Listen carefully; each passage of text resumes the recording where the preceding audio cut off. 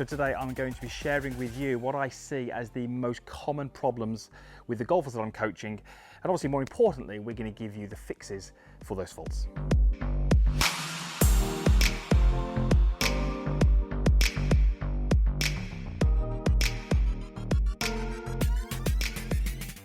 So we're still in lockdown here in the UK. The golf courses did actually open last week, but not all of them, and some people are struggling to get onto the golf course. Around the world, we're seeing some golf courses reopen. Over the last few months, however, I've still been coaching. I've been making use of my online coaching program. Many of you have been taking advantage of that, and we've worked together quite closely over these few months. If you would like to inquire about an online lesson, there is some information on my website. I'll link that down below. Head over there, and if you can't get to see me in person, it's a great way to start to develop your game. So, conducting a lot of these online lessons, I was starting to see the same faults happening over and over again. And I thought it'd make a quite interesting video because it really highlights how everything's linked and how one fault early on in the golf swing can really influence lots of other things. So the lesson plan today is to just run through what that fault is, what are we seeing quite commonly, because it does plague a lot of golfers. And then we really need to understand what we need to do in terms of our practice to start to move away from that and trend towards something that we'd like to do, which can give us more consistency and just better shots. So what was I seeing? So we're just going to go through this quite quickly and then we'll go through it in a little bit more detail. So I was tending to see the midsection, so the hips and the legs, have a little bit of a lateral slide off the golf ball as that golfer, or multiple golfers I should say, started their move away. And the head tending to stay actually pretty much over the golf ball. So we're tending to see a little bit of lateral movement this way, head staying over the ball, and then at the top of the golf swing, tending to see very, very separated elbows, and from the face-on view, a very bent lead elbow. Now those are the backswing traits. Those golfers that I saw tended to deal with those in very different ways, and we saw lots of different downswing shapes, but most of those had downswings which were compensations for the backswing. So we're quickly going to go through the body movement and then how that links to what the arms do.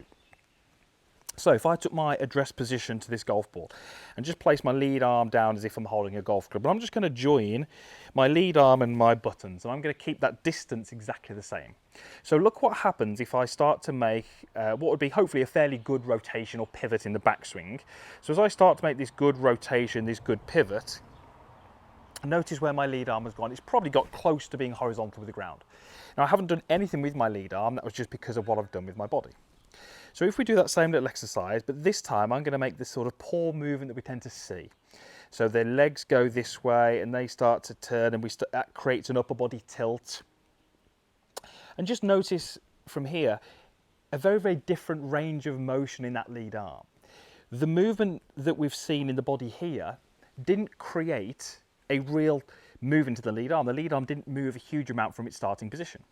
So those golfers who are making this sliding movement with the hips and the pelvis, that tends to create the lead shoulder staying a little bit too much over my lead foot, and the lead arm doesn't move enough.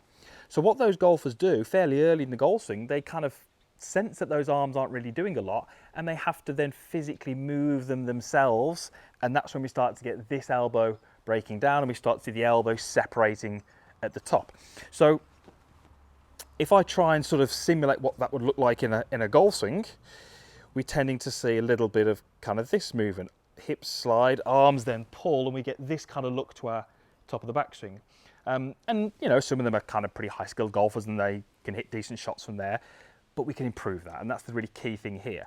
So the first thing to understand here is that how the body moves right from the get-go is so influential on so many things in the golf swing. You know, and you could well be looking at your golf swing and seeing that your arms aren't positioned quite right, or seeing that your lead arm is bent, or whatever it may be, and not quite realizing what the actual root cause of that is. And you can spend a large percentage of your time trying to work on that lead arm, and it's just not going to get better until we can find that root cause. So how are we going to improve that? Well, we need to set up a practice station. So I'm going to do that now with my alignment stick. So really simple, got my alignment stick in the ground. It doesn't matter what the angle is, it's more from the face on view.